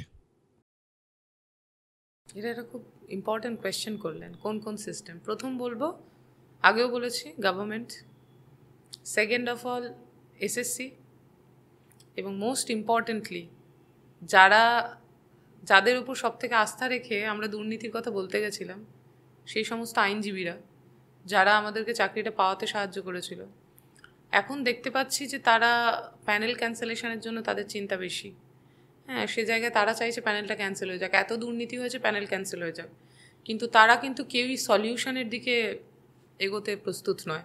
তারা চাইছে না যে কোনোভাবে, আর সব থেকে অবাক করা বিষয়, ধরুন একটা সিবিআইয়ের মতো এজেন্সি, সেন্ট্রাল এজেন্সি, তাকে অ্যাপয়েন্ট করা হলো দুর্নীতির উদ্ঘাটনের জন্য, সে তার কাজ করলো, কিন্তু তারপরে তার রিপোর্টটা কোনো কাজেই লাগছে না। মানে সেটা নিয়ে কেউ বলছেই না যে হ্যাঁ সিবিআই তো তার কাজ করেছে, চোর চুরি করেছে, চোর নিজেকে চোর বলছে না তো কী হয়েছে, সিবিআই যে রিপোর্ট দিয়েছে সেটাকে মান্যতা দিয়ে অযোগ্যদের বাদ দিয়ে দেওয়া হোক। হ্যাঁ, এসএসসি সেই জায়গায় সদর্থক ভূমিকা পালন করুক যে হ্যাঁ এরা অযোগ্য, বাদ দিয়ে দেওয়া হলো। সে ব্যাপার নিয়ে কিন্তু সওয়াল জবাব শুনছি না। না, সেটা তো আপনাদের পক্ষের যারা রয়েছেন তারা এটাকে তুলে ধরবেন, বা যারা চাইছেন যে জাস্টিস হোক তারা এই জায়গাটা তুলে ধরবেন। না, তুলে ধরার মানুষের অভাব হয়ে যাচ্ছে, এটাই তো সমস্যা। মানে আমরা দেখতে পাচ্ছি প্রত্যেকেই প্যানেল ক্যান্সেলেশনের জন্য ভীষণভাবে আগ্রহী। মানে দুর্নীতি হয়েছে সব বাদ যাক, দুর্নীতি হয়েছে সবাই মরুক, হ্যাঁ, তাতে কেউ যদি যোগ্য দাবিদার থাকে সেও মরুক, তার পরিবারও ভেসে যাক। এই জায়গাটা একটা ভয়ানক প্রবণতা। মানে ধরুন আমি দুর্নীতিমুক্ত সমাজ করব, কিন্তু আমি অন্য আরেকটা অন্যায়ের সাথে নিজেকে জড়িয়ে ফেলবো কিছু আমার ব্যক্তিগত স্বার্থ চরিতার্থ করার জন্য। এটা একটা ভয়ানক প্রবণতা। এই 30 লাখ কথাটা, যে 30 লাখ লোকেরও চাকরি যেতে পারে, এই যে কথাটা, এই কথাটা কি সত্যি, না এটা জাস্ট হাওয়ায় ভাসানো একটা কথা? না, 30 লাখ লোকের চাকরি যেতে পারে না। এই 30 লাখ তো চাকরি করছে না। 30 লাখ কোনোভাবে ফর্ম ফিল আপ করেছিল, পরীক্ষা দিয়েছিল, তাদেরকে ডেকে আনা হচ্ছে আমাদের দলে, যাতে তারাও অযোগ্য কিনা তারা আমাদের সাথে আবার পরীক্ষা দেওয়ার সুযোগ পায়, বা তারা কোনোভাবে ধরুন এখন বলা হচ্ছে যে যেহেতু ওএমআর শিট নেই, অরিজিনালটা নেই, স্ক্যান কপি আছে, মিরর ইমেজও নেই, সেটা বলা হচ্ছে। তো সেখানে কিন্তু এখানে কিন্তু মানে বিভ্রান্ত করলে মানুষকে চলবে না।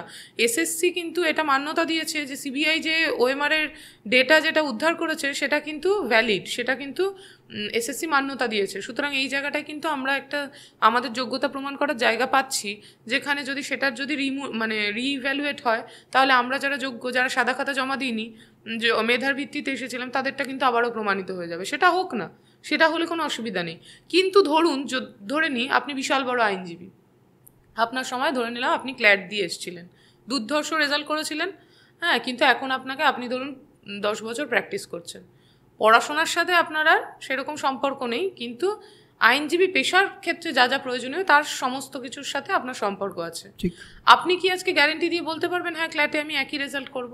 বা আপনি এটা বলতে পারবেন আমি ছেড়ে দিন, একই র্যাঙ্ক করার দরকার নেই, আমি সিলেক্ট হবই না? এই গ্যারেন্টি কেউ দিতে পারে না। আবার কেউ এটা বলতেও পারে না যে না আমি হব না, হতেও পারে, নাও হতে পারে, কিন্তু তা দিয়ে তো 16 সালের যোগ্যতা বিচার করা যাবে না। 16 সালে মানুষ কোন মেধা নিয়ে, কোন পরিশ্রম দিয়ে, কোন প্রিপারেশনে পরীক্ষাটা দিয়েছিল, কোন পরিস্থিতি থেকে, সেই সার্কামস্ট্যান্সেস, হ্যাঁ, সেই কনসিস্টেন্সি, হ্যাঁ, সেই ধরুন পেশেন্স, এই জায়গাগুলো আজকে ডিফার করে যাবে। অনেকেই বয়স বেড়েছে, সংসারের দায়বদ্ধতা বেড়েছে, হ্যাঁ, যোগাযোগ মানে পড়াশোনার সাথে যোগাযোগ খানিকটা হলেও দূরত্ব তৈরি হয়েছে। দেখুন, পড়াশোনা কিন্তু সিলেবাসের পড়া, সিলেবাস ভিত্তিক পড়াশোনা করা, আর ভালোবেসে পড়াশোনা করা, জীবনবোধ তৈরি করা সেই জায়গাটা আলাদা, বা পড়ানোর জন্য পড়াশোনা করা সে বিষয়গুলো একেবারেই আলাদা। একটা সিলেবাস কেন্দ্রিক পড়াশোনা ভীষণ বোরিং। আমরা মনে করতাম যে কবে যে এই পাঠ চুকবে, কবে যে নিজের পছন্দের গল্পের বইগুলো পড়তে পারবো, হ্যাঁ এটার অপেক্ষা করতাম। আজকে কিন্তু আমরা পড়াশোনার সাথে যুক্ত, কিন্তু সিলেবাস ওরিয়েন্টেড পড়াশোনার সাথে যুক্ত নয়। তা আমরা আমাদের যোগ্যতাটা, সেই সময়ের যোগ্যতা আজকে প্রমাণ করবো কি করে? এটা তো একেবারেই মানে অযৌক্তিক কথা, এটা হতেই পারে না। এই দিয়ে আবার ধরুন আবার নতুন করে পরীক্ষা দিতে হবে, তাহলে যারা যোগ্য তার মানে তারা বঞ্চিতই হলো, তাদের নাও আসতে পারে। এই জায়গাটা এবার সেখানে 30 লাখকে ঢুকিয়ে দেওয়া যে না 30 লাখও বঞ্চিত, সেই বঞ্চিতদের কিন্তু খুব বেশি মাথা ব্যথা নেই, কারণ সেই 30 লাখ পরীক্ষা দিয়ে কোথায় তারা কি করছে, এখন কবে তারা পরীক্ষা দিয়েছিল, কবে ফর্ম ফিল আপ করেছিল তাদের মনে নেই। কিন্তু এক সংখ্যক আইনজীবীর দেখছি প্রচণ্ড মাথা ব্যথার কারণ হয়ে দাঁড়িয়েছে সেই 30 লাখ। বুঝতে পারছেন? এইটা ভয়ানক। যারা সন্ধ্যেবেলা হলেই হ্যাঁ তারা হয়তো ফোন করে হয়তো তাদেরকে মনে করাচ্ছে, এক্স্যাক্টলি সো, মানে তারা ধরুন ফোন করে মনে করাচ্ছে যে আপনি তো যোগ্য ছিলেন, আপনি তো এই দুর্নীতির কারণে বঞ্চিত হয়েছেন, আপনি আসুন মামলা করুন, আমরা মামলার ওরই আপনাকে চাকরি পাইয়ে দেবো। এই প্রবণতাটা চলছে, মানে আপনাদেরকে সামনে রেখে পেছনে দোকানদারি চালু হয়ে গেছে। সাংঘাতিক রাজনীতি চলছে, সাংঘাতিক জটিলতা। হ্যাঁ, এবং ঘোলা জলে মাছ ধরার প্রবণতা মানুষের, মানে যে কি সাংঘাতিক পর্যায়ে সেটা আমরা একদম সামনে থেকে প্রত্যক্ষ করছি এখন। আজকে ধরুন এই যে প্রচুর যে সাধারণ মানুষ দেখছেন প্রোগ্রামটা আপনাদেরকে পেয়ে, আপনি কি চাইছেন? আপনার অ্যাপিলটা কি সাধারণ মানুষের কাছে? কি বার্তা পৌঁছতে চাইছেন? আমি সাধারণ মানুষের কাছে একটাই বার্তা পৌঁছতে চাইবো, দেখুন আমরা যারা যোগ্য শিক্ষক শিক্ষিকা, তারা আপনাদের ভবিষ্যৎ প্রজন্মকে একটা সঠিক পথে চালনা করতে পারি, এবং দুর্নীতিমুক্ত সমাজ গড়ে তুলতে আমরাই কিন্তু মুখ্য ভূমিকা পালন করতে পারি। এই যোগ্যরা যদি বলি হয় তাহলে মানে সমাজও কিন্তু বেঁচে থাকবে না। ধরুন আজকে তাদের বাচ্চাদের মধ্যে এই জীবনবোধটা ঢুকিয়ে দেওয়া, এই নৈতিকতাটা ঢুকিয়ে দেওয়া, তারা মোরালি যাতে করাপ্টেড না হয়ে যায়। মোরাল করাপশন কিন্তু is much more dangerous than economic corruption.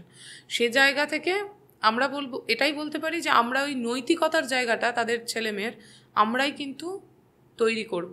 সুতরাং যারা যোগ্য তাদেরকে সবাই রাজনীতির বাইরে গিয়ে জাতি ধর্ম বর্ণ নির্বিশেষে আমাদের যোগ্যদের পাশে দাঁড়ান। সরকার পক্ষ বিরোধী পক্ষ প্রত্যেকের কাছে করজোড়ে এটাই নিবেদন করব যে আমাদের যোগ্য জায়গা, যারা যোগ্য, বারবার বলছি, যারা যোগ্য, যারা পরীক্ষা দিয়ে মেধার জোরে এমপ্যানেলড হয়েছে, ওয়েটলিস্টেড ছিল, কোর্ট অর্ডারে চাকরি পেয়েছে বা পরবর্তী সময় চাকরিটা পেয়েছে, যারা যোগ্য, সেই যোগ্য শিক্ষক শিক্ষিকার পাশে দাঁড়ান, আওয়াজ তুলুন।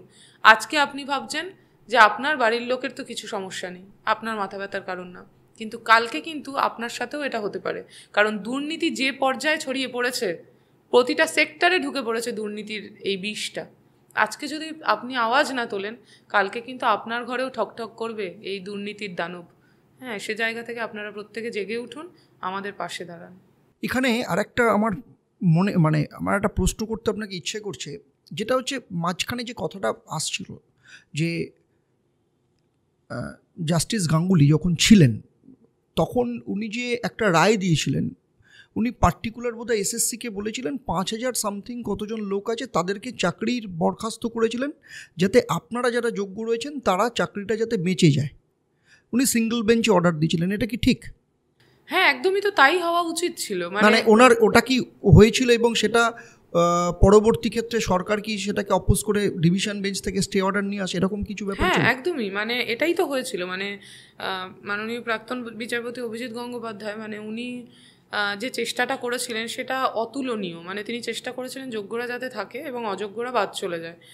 সিবিআই যে রিপোর্টটা দিয়েছিল সেটার উপর বেস করে উনি বলেছিলেন যে এরা চাকরি করার যোগ্য না, এরা সব ভুয়ো, এরা ইললিগাল অ্যাপয়েন্টিজ, এদের চাকরি বাদ যাবে। তখনই সাথে সাথে সরকারের সাংঘাতিক মাথা ব্যথা হয়ে গেল। সরকার সাথে সাথে আমাদের করের পয়সায় বিশাল বিশাল অ্যাডভোকেট দাঁড় করিয়ে দিলেন, ডিভিশন বেঞ্চে চলে গেল, ডিভিশন বেঞ্চ থেকে অর্ডার বার করে সেটাতেও হলো না, একই রায় বহাল থাকে। কিছু কিছু পরিবর্তন আসে, কিন্তু বেশিরভাগটাই একই থাকে। তারা সুপ্রিম কোর্ট দৌড়ে চলে যায়, সুপ্রিম কোর্ট থেকে আবার তখন সে জায়গাটা আসে ওই মাননীয় বিচারপতি বসাকের ঘরে, যেখানে দেখতে বলা হয় বিষয়টা। তো এটা যদি সরকার সেই সময় না যেত, যদি সেই সময় মানে সেই রায়টা কি স্টে অর্ডার, রায় কি স্টে অর্ডার দিয়ে দিয়েছিল সুপ্রিম কোর্ট যে 5,000 লোকের যে চাকরি বরখাস্ত, সাময়িক স্থগিতাদেশ দেওয়া হয়েছিল এবং দিয়েই সেটা এই নতুন যে ডিভিশন বেঞ্চটা, মানে স্পেশাল পাওয়ার যেটা দেওয়া হয়েছিল সুপ্রিম কোর্ট থেকে, সেই ডিভিশন বেঞ্চকে যে তারা শুনানিটা করবে সেখানে পাঠানো হয় এবং সেখানেই বিচারটা চলছিল। কিন্তু প্রথমেই যদি একটু অতীতে চলে যাই, যদি প্রথমেই সরকার এই রায়টাকে মান্যতা দিত যে অযোগ্যদের আমরা বাদ করে দিচ্ছি, মাননীয় সবসময় বলেন যে আমি মানে উনি নিজেকে সততার প্রতীক বলে দাবি করেন, হ্যাঁ, উনি কোনো রকম কোনো দুর্নীতিকে আমল দেন না। সেখানেই তো ওনার সব থেকে মানে ওনার স্বচ্ছতা প্রমাণ করার একটা জায়গা ছিল, ওনার সততার প্রতিমূর্তি তুলে ধরার জায়গা ছিল, যে যেখানে অভিযোগ উঠেছে, যেখানে প্রমাণিত সিবিআই রিপোর্ট দিয়েছে এরা অযোগ্য, কোনোভাবেই এরা অন্তত শিক্ষকতার মতো জায়গায়, যারা সমাজের মেরুদণ্ড, যারা ভবিষ্যৎ প্রজন্মকে তৈরি করবে, সেই জায়গায় এরা থাকতে পারে না বলে প্রথম কথা তো তাদেরকে সেখান থেকে সরিয়ে দেওয়া অত্যন্ত প্রয়োজন ছিল। দ্বিতীয় ছিল দৃষ্টান্তমূলক শাস্তি, যাতে ভবিষ্যতে কেউ কোনোদিন এই সাহস, এই স্পর্ধা দেখাতে না পারে যে টাকার বিনিময়ে অন্যের জায়গা, অন্যের অধিকার ছিনিয়ে নেওয়া যায়। শুধু কিন্তু শিক্ষকতার চাকরি নয়, ধরুন আজকে দেখতে পাচ্ছি রেশন দুর্নীতি, হ্যাঁ, বালি, গরু, যে কিছু যেটা আমার সেটা আমার নয়, আপনি কিনে নেবেন, আপনার টাকা আছে, আপনার পকেটে গোছা গোছা টাকা, আপনি আমার জায়গাটা নিয়ে নেবেন। কেন এই জায়গাটা হবে কেন? এই যে দুর্নীতিটাকে রোধ করা, এটা তো তার দায়িত্ব ছিল, তিনি তো তখনই পারতেন, কিন্তু করেননি বলেই তো আজকে আমরা চাকরিহারা। অনেক ঘোর পথে হলো বিষয়টা, কিন্তু হলো কিন্তু এইভাবে, এই কারণে। এবার তারপর অনেক বিষয় জড়ালো, অনেক জটিলতা বাড়লো, অনেকে ঘোলা জলে মাছ ধরার চেষ্টা চালাচ্ছে, ক্রমাগত চালাচ্ছে, সেগুলো তৈরি হলো, কিন্তু এই পরিসরটা দিল কে? পরিসরটা তো তৈরি করা হলো সরকারের পক্ষ থেকে। এই কারণে আমরা এখনো এই নিবেদন রাখবো এবং বলতে পারেন দাবি রাখবো রাদার, যে এসএসসির যে দায়িত্ব, একটা স্বশাসিত সংস্থা, তারা যাতে তাদের দায়িত্ব, সেই প্রতিষ্ঠানের দায়িত্ব পালন করে, তারা যাতে যোগ্য অযোগ্যকে সেগ্রিগেট করে দেয়, সেই লিস্টটা অতি দ্রুত সুপ্রিম কোর্টে দেয়। কারণ সুপ্রিম কোর্ট থেকে যদি এই রায়টাই বহাল রাখা হয়, তাহলে কিন্তু মানে চতুর্দিকে আগুন জ্বলবে, মানে আগুন জ্বলবে, কোনো আমি বলছি না হিংসার আগুন জ্বলবে, কিসের বলুন তো, আমাদের মৃত্যুর আগুন জ্বলবে, মৃত্যু মিছিল হয়ে যাবে, মানে আমাদের খিদের আগুন জ্বলবে প্রতিটা ঘরে, মানে এই যে বিনিদ্র রাত্রি যাপন হবে তার আগুন জ্বলবে, হ্যাঁ, মানে অনিশ্চয়তার আগুন জ্বলবে। এগুলোর দায়ভার কে নেবে? হ্যাঁ, এগুলো তো, এই দায়ভার এড়িয়ে যেতে পারেন না সরকার। না, সেক্ষেত্রে তো সরকার চেষ্টা করেছিল একটা, ধরুন কিরকম চেষ্টা? যারা চাকরি পেয়েছে, যেভাবেই হোক চাকরি পেয়েছিল, একটা শূন্য পদ ক্রিয়েট করে প্রত্যেককে চাকরিতে বহাল রাখা, সেখানেও তো এটা তো সাংঘাতিক অপরাধ। মানে ধরুন যারা আইন সম্পর্কে সামান্য জ্ঞান রাখে, তারা জানে যে নতুন কোনো মানে পদ তৈরি করে নতুন কোনো চাকরি দেওয়া যায় না, মানে নতুন কাউকে রিক্রুট করার জন্য সুপার নিউমেরারি পোস্ট ক্রিয়েট করা যায় না। অলরেডি যারা রয়েছে তারা অযোগ্য বলে প্রমাণিত হচ্ছে, যাদের নিয়ে প্রশ্ন উঠছে, তাদেরকে অ্যাকোমোডেট করার জন্য ওই সুপার নিউমেরারি পোস্টটা ক্রিয়েট করা হয়েছিল, যেটা ক্যাবিনেট থেকে অনুমোদন করানো হয়েছিল, যেটা নিয়েই তো সিবিআই ইনভেস্টিগেশন দেয় এই যে রিসেন্ট রায়টা হলো তাতে। এবং সেখানেও আমরা সুপ্রিম কোর্টে দেখবেন লাইভ স্ট্রিমিং তো হয়, এখন দেখা যায়, সেটা সুবাদে আমরা দেখতে পেলাম। আমাদের যোগ্যদের বাঁচানোর জন্য কিন্তু কোনো ইনিশিয়েটিভ সরকারকে, পর্ষদকে, এসএসসিকে মানে নিতে দেখিনি। আমরা যেটা দেখতে পেলাম, মন্ত্রিসভা জেলে চলে যাবে, ভোটের আগে মন্ত্রিসভা জেলে চলে যাবে, ক্যাবিনেট গোটা জেলে ঢুকে যাবে। এক্ষেত্রে যেন ইমিডিয়েট স্টে অর্ডারটা দেওয়া হয়, সেই স্টেটা তারা বার করে নিয়ে এলো, সেটার জন্য সওয়াল জবাব হলো। কিন্তু যোগ্যদের জন্য কোথায় বলা হলো? যে কথাগুলো হচ্ছে, মানে ধরুন ইংরেজিতে যে কথাগুলো হচ্ছে, আমরা তো বুঝতে শিখেছি, আমরা তো বুঝতে পারি, যথার্থ যোগ্যতা প্রমাণ করেই তো ওই জায়গাটায় পৌঁছেছি। এটা তো কেউ এখানে বোকা না। যারা ওই লাইভ স্ট্রিমিংটা দেখার জন্য অতি আগ্রহ নিয়ে মোবাইলটা নিয়ে হাতে নিয়ে খুলে বসে আছে, তারা তো বুঝতে পারছে যে সওয়াল জবাবটা কি হচ্ছে। তারা তো শুনে তাদের কানে বাজছে যে কোথায় সরকার, কোথায় এসএসসি, কোথায় আমাদের জন্য প্রশ্ন, কোথায় আমাদের বাঁচানোর জন্য তৎপরতা, কোথায় নেই ক্যাবিনেটকে বাঁচানোর জন্য চেষ্টা, প্রাণপণ চেষ্টা, এবং সেটার স্টে অর্ডার বার করে আনা হলো। কুণাল ঘোষ তো বলছিলেন যে উনি অনেকটা উদ্যোগ নিয়েছিলেন আপনাদেরকে সাথে, যাতে এই প্রবলেমটা যাতে না হয়। শিক্ষামন্ত্রীর সাথেও তো বোধহয় বৈঠক করিয়েছিলেন আপনাদের। হ্যাঁ, নিয়েছিলেন উনি, একটা সদর্থক ভূমিকা পালন করার চেষ্টা করেছিলেন। আমরা যেটা প্রত্যক্ষ করেছি, অভিষেক ব্যানার্জির সাথে একবার মিটিং করি, যদিও অভিষেক ব্যানার্জি শিক্ষা জগতের কেউ নয়, শিক্ষামন্ত্রীও নন বা এসএসসির কোনো আমলাও নন, তবুও উনি কথা বলিয়েছিলেন। শিক্ষামন্ত্রীর সাথেও আমাদের বহুবার মিটিং করিয়েছিলেন, আমরা আমাদের গ্রিভেন্সগুলো তুলে ধরেছিলাম। উনি এখানে ব্রিজের কাজ করেছিলেন, অস্বীকার করলে মিথ্যে কথা বলা হবে, কিন্তু তাতে কোনো লাভের লাভ আসলে হয়নি। বেসিক্যালি ব্যাপারটা হচ্ছে যারা কর্তৃপক্ষ, যারা প্রপার কাজটা করবে, যারা কনসার্নড অথরিটি, যাদের পাওয়ারটা আছে, সেই পাওয়ারটা তারা এক্সারসাইজ করতেও রাজি নয়। এবার সেখানে যে প্রেশারই আসুক, যেভাবেই বলা হোক, একদম টপ লেভেল থেকে যদি ইনস্ট্রাকশনটা না আসে, ফলো করা তাদের জন্য বেশ সমস্যার। তোর জন্য হয়তো ফলো আপটা হয়নি, যে প্রতিশ্রুতিগুলো পেয়েছিলাম তার বাস্তবায়ন কিছু হয়েছে, এটা আমরা প্রত্যক্ষ করিনি। কিন্তু মাননীয় মুখ্যমন্ত্রী তো বলছেন উনি আপনাদের সাথে আছে, সবসময় আপনাদের সাপোর্ট দেওয়ার চেষ্টা করেছেন সব দিক থেকে। তো সেই জায়গাটা আপনারা কেন হতাশ হচ্ছেন? আমি আপনাকেই আপনার প্রশ্নের আগেনস্টে আরেকটা প্রশ্ন করতে চাইবো। এই আপনি বললেন আপনাদের সাথে আছে, আপনি কাদের কথা বলছেন? আমরা কিন্তু দুভাবে ভাগ হয়েছি, যোগ্য এবং অযোগ্য। আচ্ছা, আমরা ওরা হ্যাঁ, তো সেক্ষেত্রে আপনি যদি বলেন আমাদের সাথে আছে, তাহলে আমি বলবো নেই। যদি থাকতেন তাহলে আমরা চাকরিহারা হতাম না। তাহলে উনি আগেই বলে দিতেন যে এরা অযোগ্য, ওরা যোগ্য, যোগ্যরা থাকবে, অযোগ্যরা বাদ যাবে। উনি সবার সাথে আছেন। সমস্যাটা এখানে, যেহেতু অযোগ্যরা থাকতে পারে না, যারা পরীক্ষায় পাস করেনি, তারা কোনোভাবেই শিক্ষকতার চাকরিটি পেতে পারে না। এই বিষয়টি কেন উনি অনুধাবন করছেন না, এটাই একটু সংশয়ের বিষয়, যে কেন এখানে একটা বিগ কোয়েশ্চেন মার্ক, ওয়াই। হ্যাঁ, যে উনি কেন এখানে তাদেরকে বার করে দিচ্ছেন না, এসএসসিকে কেন ডিরেকশন দিচ্ছে না যে এসএসসি তাদেরকে ছুঁড়ে ফেলে দিক এই এডুকেশন সিস্টেম থেকে। সেটা উনি বলছেন উনি সবার সাথে আছেন, এটা ঠিকই বলেছেন, সবার সাথে আছে, কিন্তু এক্ষেত্রে ওরা আমাদের সাথে নেই। তাহলে আপনার কথা শুনে একটা জিনিস আমার যেটা মনে হলো, প্রবলেমটা ছোট, সামান্য একটা প্রবলেম, কিন্তু সেই প্রবলেমটাকে বড় করিয়ে আপনারা অ্যাকচুয়ালি ভিকটিমাইজড হয়ে গেছেন। হ্যাঁ, তাই তো। আমরা এখন একদমই ভোটমুখী রাজনীতির শিকার, কি বিরোধী কি সরকার পক্ষ।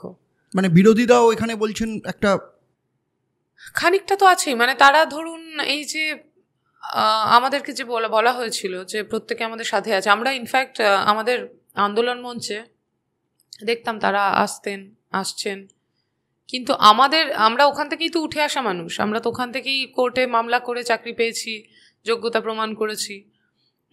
যারা যোগ্য তাদের তো পাশে থাকার কথা ছিল। সেই মঞ্চের যে ব্যক্তিবর্গ এসেছেন তারা সবসময় পাশে থেকেছেন। আজকে তারা কোথায়? যোগ্যদের নিয়ে তাদের একটা কথাও শুনতে পাচ্ছি না। তারা একবারও বলছে না, বারবার বলছে মুখ্যমন্ত্রী দায়ী এর জন্য, মুখ্যমন্ত্রীর কারণে হয়েছে। হ্যাঁ, সে তো বোঝা গেল, কিন্তু তার পরটা আমরা পাচ্ছি না। কিন্তু যাদের সাথে হলো তারা কেন সাফার করবে, তারা কেন ভিকটিমাইজড হবে, এই প্রশ্নটা একবারও করছে না। তারা একবারও বলছে না যে না, আমরা যোগ্যদের বলি হতে দেব না। প্রত্যেকেই কিন্তু ঘোলা জলে মাছ ধরার চেষ্টা করছে। এই যে সুপ্রিম কোর্টের যে একটা ফিজ, এত আপনার অ্যাপিয়ারেন্স ফিজ প্রচুর টাকা, আপনার কি মনে হয় না যে এই সময় যাদের সদিচ্ছা ছিল আপনাদের পাশে দাঁড়ানোর, তারা যদি দাঁড়িয়ে সেই জায়গাটায় যদি একটা সাপোর্ট দিত, অনেকটা আপনারা সাপোর্ট পেতেন? হ্যাঁ, চেয়েছিলাম তো।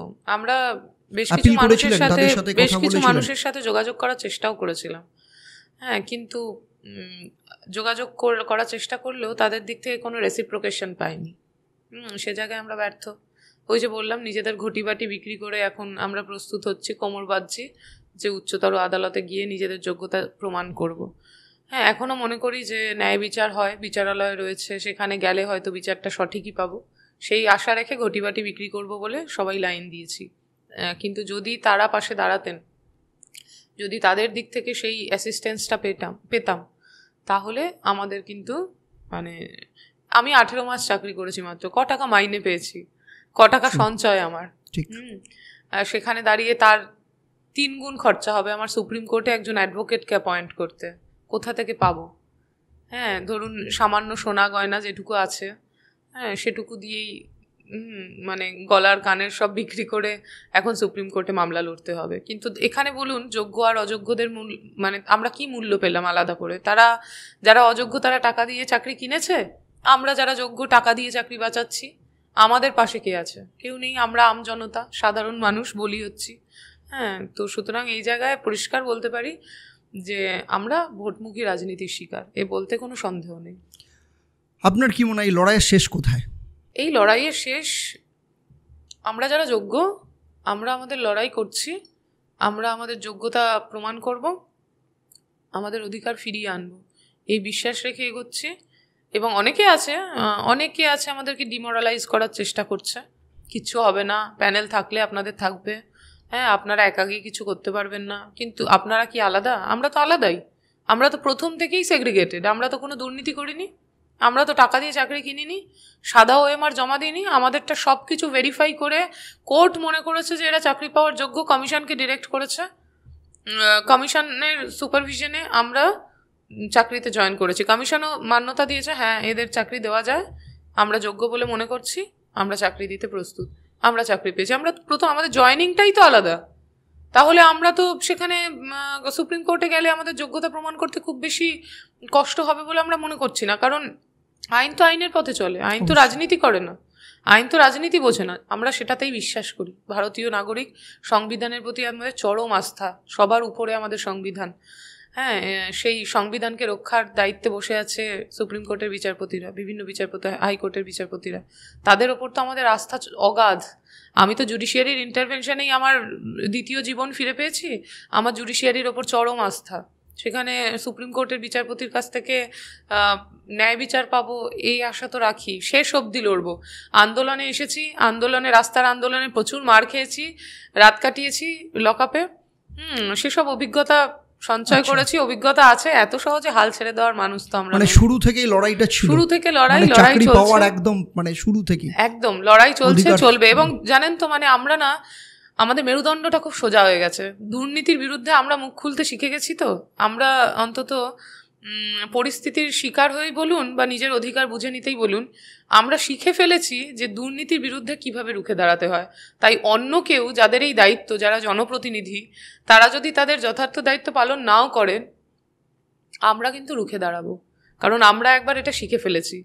এই শিখে ফেলার দুটো জিনিস আছে, একটা চরম যন্ত্রণা, আপনাকে প্রতি মুহূর্ত একটা অনিশ্চয়তার মধ্যে দিয়ে যেতে হবে যে কালকে আপনার ঘরে বোম পড়লো কিনা, পরশু আপনার বাড়ি থেকে আপনি বেরোলেন, আপনাকে অন্য কোথাও তুলে নিয়ে চলে যাওয়া হলো কিনা, বিভিন্ন জিনিস হতে পারে। এটা একটা। আরেকটা হচ্ছে মুখ বন্ধ করার, মুখ বন্ধ করিয়ে দেওয়ার একটা প্রচেষ্টা, একটা চরম চেষ্টা চালানো, এবং ভয় দেখানো। আমার হয়েছেও, মানে আমি যখন আন্দোলনে ছিলাম বা তারপর যখন আমি বিভিন্ন মিডিয়ায় বসতাম, তারপরেও আমার বাড়ির সামনে, আমি যখন কোর্ট অর্ডারে জয়েন করি, তারপরও কিছু ছেলে পেলে, মানে ওই লাল চুল কানে দুল, সেই সমস্ত ছেলে পেলে এসে আমার বাড়ির সামনে ঢাক বাজিয়ে গেছে। হ্যাঁ, প্রচুর আওয়াজ, বিকট আওয়াজ, ভাবছি কি হচ্ছে ঘরের ভেতর। যেদিন মাননীয় প্রাক্তন বিচারপতি অভিজিৎ গঙ্গোপাধ্যায় সাহেব ইস্তফা দিলেন, না সরি, ইস্তফা যেদিন দিলেন না, যেদিন ওনার হাত থেকে, উনি ওই মামলাটা ওনার কাছ থেকে চলে গেল বিচারপতি অমৃতা সিনহার ঘরে, সেদিন একটা বিকট আমি সেদিন প্যানেলে বসেছিলাম, এবিপি আনন্দর, মোস্ট প্রবাবলি, আমি চ্যানেলটা মনে করতে পারছি না, বসেছিলাম। মানে আমার ইন্টারভিউ শেষ হলো, দেখতে পাচ্ছি বাড়ির সামনে চরম আওয়াজ, বিকট আওয়াজ। সাথে সাথে দৌড়ে গেলাম ব্যালকনিতে, কি ব্যাপার দেখছি, নিচে একদল ছেলে পেলে ঢাক ঢোল পিটাচ্ছে। সেই লাল চুল কানে দুল ছেলে, যাদের কোনো অভিজ্ঞতা নেই, কোনো দূর তক কোনো সম্পর্ক নেই রাজনীতির সাথে, বই খাতার সাথে কোনো বাস্তবিক কোনো অভিজ্ঞতা নেই যে কি হচ্ছে কি না হচ্ছে। তাদেরকে কোনো দাদা কাকা মামা বলে দিয়েছে যাও ঢাক বাজিয়ে এসো, তারা চলে এসছে, তাদের কাছে ওটাই উৎসব। তারা এসে আমার বাড়ির সামনে ঢাক বাজালো এবং বলছে ঢাকি সমেত বিসর্জন দিয়ে দিলাম আমরা, ঢাকি সমেত বিসর্জন। সুতরাং এগুলো আমি দেখেছি, আমার সাথে হয়েছে। রাস্তাঘাটেও অনেক রকম মানে টিজিং হয়েছে, সেগুলো ফেস করেছি। করতে গিয়ে একটা জিনিস শিখে গেছি, যে আমরা যখন শিখে ফেলেছি দুর্নীতির বিরুদ্ধে মুখ খুলতে, রুখে দাঁড়াতে, স্রোতের বিপরীতে হাঁটতে যখন শিখে গেছি, আমাদেরকে কিন্তু এই স্রোতে গা ভাসিয়ে দিতে আর শেখানো যাবে না। আমরা কিন্তু বিপরীতে হাঁটতে শিখে গেছি। আমরা শেষ অবধি রুখে দাঁড়াবো এবং আমরা দেখিয়ে দিতে পারবো। এক তো আমাদের প্রথম দায়িত্ববর্তায় আমরা শিক্ষক হিসাবে এটা সবাইকে দেখিয়ে দেবো কি করে একটা দুর্নীতিমুক্ত সুন্দর সমাজ, সুন্দর শিক্ষার মাধ্যমে গড়ে তোলা যায়। সেই ভূমিকা যেরকম বর্তায়, তার সাথে সাথে আন্দোলন শিখিয়ে দিয়েছে যে কি করে দুর্নীতিকে ঠেকিয়ে দিতে যা হয়। বলে না বন্দুকের নল ক্ষমতার উৎস। আমরা বলি, আমরা অভিজ্ঞতা করেছি না, আমাদের একটাই অস্ত্র, সেটা হচ্ছে কলম। আমাদের একটাই অস্ত্র, সেটা হচ্ছে শব্দ, ওই শব্দ ব্রহ্ম। আমরা মনে করি বন্দুক নয়, আমাদের শব্দ দিয়ে, আমাদের লেখনী দিয়ে, আমাদের মেধা দিয়ে আমরা নিশ্চয়ই দুর্নীতির বিরুদ্ধে রুখে দাঁড়াতে পারবো। আজ এবং আগামী প্রত্যেকটা সময় আমরা দেখিয়ে দেবো যে লড়াই কিভাবে করতে হয়। এই লড়াইয়ের জার্নি নিয়ে আপনার কখনো বই লেখার ইচ্ছে রয়েছে? নিজের জীবন আমি টুকটাক লেখালেখি করি, হ্যাঁ, যেগুলো মানে জনসম্মুখে বলার মতো কিছুই নয়। কবিতা পড়তে ভালোবাসি, কবিতা লিখি। যদি কখনো মনে হয়, কখনো জীবন তো বিভিন্নমুখী, কখন কোন স্রোতে বয়ে চলে যায় জীবন আমরা বুঝতে পারি না।